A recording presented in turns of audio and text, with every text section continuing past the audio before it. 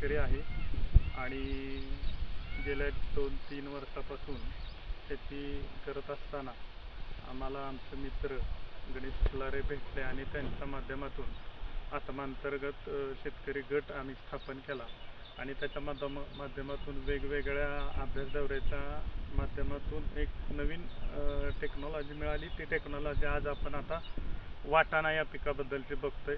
तर तुम्ही माझ्या पाठीमागं बघत असाल की हा वाटाणा आहे.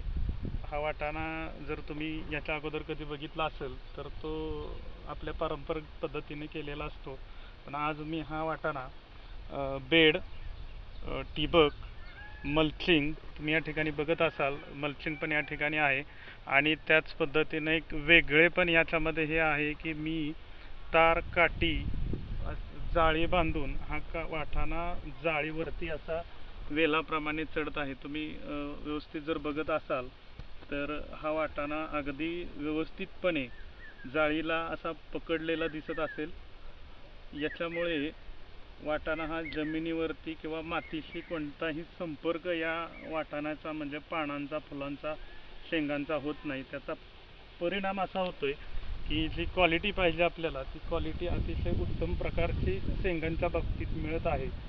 आणि जर तुम्ही दुसरी गोष्ट बघत असाल, या ठिकाणी जो जाळीवरती वाटाणा नाही त्याची परिस्थिती बघा, तो असा कोलमडलेला आहे आणि आत्ताच तो जमिनीवरती टेकलेला आहे. त्याच्यामुळे ते पानं, फुलं आणि शेंगांचं प्रमाण आहे ते पूर्ण मातीवर चिकटलेलं आहे. त्याचा परिणाम असा होतो की मातीशी संलग्न जे किडी, बुरशीजन्य रोग आहेत ते या वाटाण्यावरती येण्याची शक्यता असते.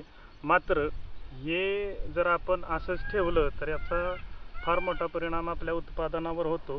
त्यामुळे आम्ही हा बदल जो केलेला आहे, जाळी, मल्चिंग आणि ठिबक, हा बदल हा तो आमच्या उत्पन्नावर होतोय. याच्या पाठीमागं आपण कधीही केलेलं नव्हतं. ही आपली पहिलीच वेळ आहे. तरी देखील आपल्याला चांगल्या पद्धतीचं या ठिकाणी फुलांचं सेटिंग झालेलं दिसत आहे. तर आमचे मित्र गणेश खिल्लारे यांचं वेळोवेळी असंच मार्गदर्शन होत असतं. त्यांच्या माध्यमातून हे सगळं आपण बघत आहात. धन्यवाद.